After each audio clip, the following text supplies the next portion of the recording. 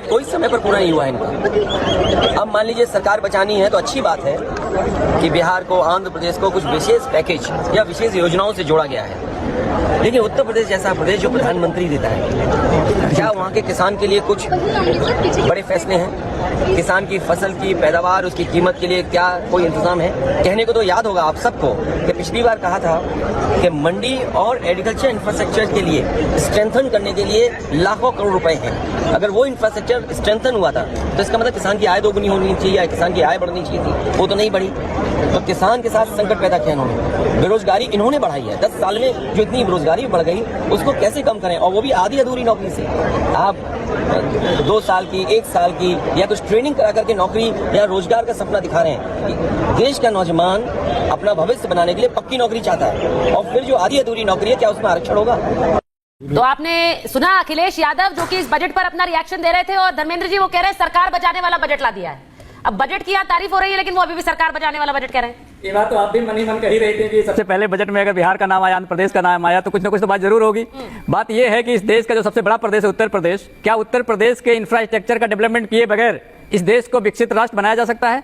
ऐसी कौन सी योजना है? तो उत्तर प्रदेश को अछूत प्रदेश माननीय प्रधानमंत्री जी ने क्यों कर दिया? मान लीजिए उत्तर प्रदेश के लोगों ने उनको वोट नहीं दिया, इसका मतलब ये नहीं कि बजट देना बंद कर देंगे। पिछले 10 वर्षों में केंद्र की सरकार की तरफ से कोई एक भी हाईवे उत्तर प्रदेश में नहीं बनाया गया। छोड़कर बन सकता है क्या देश विकसित देश? क्या कह रहे हैं? बिहार को छोड़कर भी बन सकता है क्या? उत्तर प्रदेश को छोड़कर बन जाएगा क्या? आप बताइए। उत्तर प्रदेश को पता है आपको क्या बजट मिलता है? नहीं, उत्तर प्रदेश को क्या मिला है बता दीजिए ना। वो राज्य जिसे सबसे ज्यादा बजट मिलता है वो उत्तर प्रदेश है। वो उत्तर प्रदेश इसलिए बजट मिलता है क्योंकि उसका हकदार है। पता था आपको? उसका हकदार है वो। पता था आपको? उसका अब आप कह दो हकदार हो गया। लीजिए ना, अभी मिल नहीं रहा था, हकदार हो गया। नहीं, अब सुनिए, अब आप कह दो उत्तर प्रदेश की आबादी सबसे ज्यादा है, इसमें कौन सा फैक्ट है मुझे बता दीजिए जो आप बता रहे हैं। तो आप तो बजट की बात करते हो, आबादी मैं इंफ्रास्ट्रक्चर क्या है? इंफ्रास्ट्रक्चर पर बात बोलो तो आप बी के पास भागते हैं, बी की बात करो तो आप जी के पास। मैं बता रहा हूं इंफ्रास्ट्रक्चर का बजट क्या बता दीजिए। उत्तर प्रदेश के इंफ्रास्ट्रक्चर डेवलपमेंट के लिए कितना रुपया दिया गया बता दीजिए। हकदार तो हर राज्य है, सिर्फ उत्तर प्रदेश है ये कहना भी तो गलत होगा ना। हकदार तो हर राज्य है, पूरा देश का हर राज्य है सर। लेकिन ये भी बात सही है उनकी, ये बात सही है कि जिसकी चर्चा हम पहले कर रहे थे कि बिहार और आंध्र प्रदेश पर खास फोकस दिखा रहा है कि ये जिस सरकार बनी है उसका ध्यान रखा गया है। प्रकाश जी के पास एक बार, प्रकाश जी के पास, हाँ एक बार जरा प्रकाश जी का 10 का कंट्रीब्यूशन होता था, केंद्र सरकार का 90%, 10% स्टेट गवर्नमेंट। यही चाहते थे आप लोग? यही तो हम आपको बता रहे हैं कि हम लोगों ने न अपना लाइन डाइल्यूट किया है न बदला है। हम लोग सब दिन से कहते थे कि विशेष राज्य का दर्जा इसीलिए न मांगते हैं जो केंद्र सरकार से विशेष सहायता मिलती है। और क्या होता है? लालू जी कहते हैं कि हम लेकर, और अब लालू जी ले लेंगे। लालू जी अपने तो यूपीए में मंत्री थे, तब तो बिहार के इस मांग को हमेशा खारिज करते थे। आज अब बोल रहे हैं तो अब लालू जी हैं तो बोलते हैं। तो लालू यादव कल तक नीतीश कुमार का इस्तीफा मांग रहे थे कि स्पेशल राज्य का दर्जा नहीं दिला पाए हैं, अब आप इस्तीफा दीजिए। अब आज का जो बजट आया है उसमें 26,000 करोड़ की एक्सप्रेसवेज, 21,000 करोड़ की परियोजनाएं, और उसके अलावा जैसा कि प्रकाश जी बता भी रहे थे गया में सर्किट, ये बहुत से ऐलान हैं जो खासकर बिहार को ध्यान में रखकर किए गए। एक बार प्रगति के पास चल रहे हैं, प्रगति हमारे साथ जुड़ी हुई है, पुनीता उनके साथ भी कुछ मेहमान है। प्रगति, जरा इस बजट पर रिएक्शन लीजिए, क्या कह रहे हैं ध्रुव जी? बिल्कुल, हमारे साथ स्टूडियो में ध्रुव पाठक जी मौजूद हैं जो कि राजनीतिक विश्लेषक हैं। ध्रुव जी, सबसे पहले तो देखिए हम यहाँ पर चार्ट के जरिए भी लगातार टीवी स्क्रीन पर दिखा रहे हैं टैक्स स्लैब को लेकर, सबसे पहले आपका एक रिएक्शन। टैक्स स्लैब जो हुआ है युवाओं का बजट है, पूरा न्यू इंडिया का बजट है। आज तक ये लोग बोल रहे हैं कि रोजगार के लिए सरकार ने कुछ किया नहीं, अब किया है तो ये लोग क्रिटिसाइज कर रहे हैं। अपोजिशन के लिए बोलने के लिए कुछ नहीं है, सिर्फ बोल रहे हैं कि भाई सरकार बचाने के लिए आंध्र और बिहार को विशेष पैकेज दिया, ऐसा नहीं है। एक्चुअल में देखें तो ग्राउंड पर आम लोगों का बजट है, युवाओं का बजट है, और युवाओं को 1 लाख करोड़ रुपया मतलब युवाओं के लिए सरकार ने दिया है, तो ये बहुत बड़ी उपलब्धि है सरकार की। बिल्कुल, पुनीता भी मौजूद है। पुनीता, बिल्कुल देखिए, बार बार ये सरकार की तरफ से कहा गया है कि गरीब, किसान और युवाओं पर, महिलाओं पर ये बजट जो है फोकस रहेगा, तो किस वर्ग के लिए सबसे ज्यादा बल्ले बल्ले और कितनी मार्क्स देना चाहेंगे इस बजट को? इस बजट को 100 में से 100 नंबर मिलेगा। और बजट देखे तो युवाओं के लिए, किसानों के लिए, गरीबों के लिए, सबके लिए। मोदी जी की जब से गवर्नमेंट आई है वो आम लोगों के लिए ज्यादा सोचते हैं। यहां तक कि गरीब को पक्का घर देने का वादा किया, 3 करोड़ नया घर बनाएंगे। पिछली बार भी उन्होंने 2-2.5 करोड़ घर नया बनाकर ऑलरेडी उसने दे दिया है। तो अभी इस बार इन्होंने 3 करोड़ नया घर का टारगेट रखा है। तो ये आम आदमी का बजट है और आम लोगों के लिए बहुत ही अच्छी बात है। किसान को क्या मिला, जरा इसको आसान भाषा में समझाइए, क्योंकि बहुत लोग ये कह रहे हैं कि किसानों पर फोकस करने की बात तो कही गई थी, लेकिन जितनी उम्मीद थी उतनी नहीं मिली है। नहीं, देखो किसानों के लिए देखे तो ये वीज पावर मेगावाट का पावर प्लांट दिया, और किसानों को जो पावर ज्यादा देंगे उसको सिंचाई के लिए ज्यादा आसानी होगी और उसको ज्यादा पानी मिलेगा। तो ये एक तरीके से देखे तो सब तरीके का समावेशी बजट है और किसानों को आमतौर पर काफी फायदा हो रहा है। किसान कार्ड, क्रेडिट कार्ड योजना भी लगाई है सरकार ने, तो उससे काफी फायदा हो रहा है। बिल्कुल, और हमारे साथ डीके गुप्ता जी भी मौजूद हैं, उनसे भी बातचीत कर लेते हैं। गुप्ता जी, यहाँ पर बाजार की अगर हम बात करते हैं तो एकदम धड़ाम हो गया है इस पूरे सर्वेक्षण के बाद, और जैसे ही सर्वे सामने आया है इसके बाद इस पर इतना असर क्यों पड़ता दिखाई दे रहा है?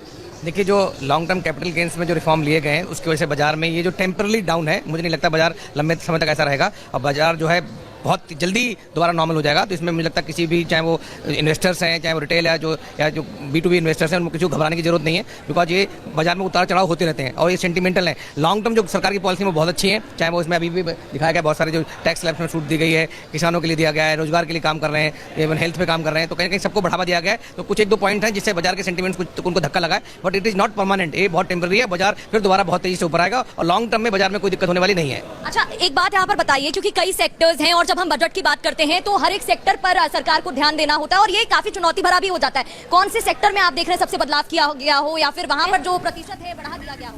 प्रगति, आप अगर मुझे सुन पा रही हैं तो डॉक्टर डीके गुप्ता से पूछिए कि उनके हेल्थ सेक्टर के लिए कुछ आया है कि नहीं आया है। वो तो सबकी सेहत बनाते हैं, उनकी सेहत कुछ बनी है कि नहीं है इस बजट में?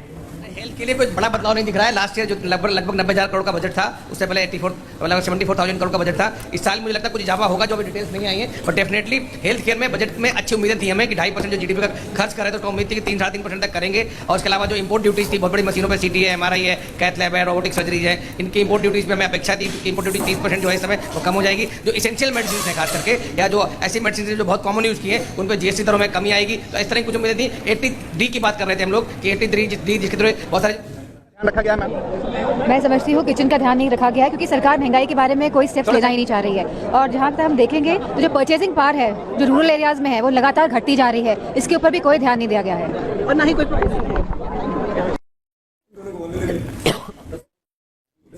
तो आपने सुना डिम्पल यादव की भी प्रतिक्रिया सामने आई है। डिम्पल यादव और साथ ही साथ अखिलेश यादव यानी समाजवादी पार्टी सबसे पहले इस बजट पर रिएक्ट करने वाली। अभी बाकी राजनीतिक दलों का रिएक्शन नहीं आया है, यहां तक कि बिहार की पार्टियों का भी रिएक्शन नहीं आया है मानी, लेकिन अखिलेश यादव ने सबसे पहले रिएक्ट करा है इस बजट को लेकर। अब एक बार आप बोलना चाह रहे हैं, जिंदा जी बोलिए। मैं मार्क्स दिए थे 90-100 में से, अब डिटेल स्टडी के बाद मार्क्स रिवाइज करना चाहूंगा 95 मार्क्स। क्यों?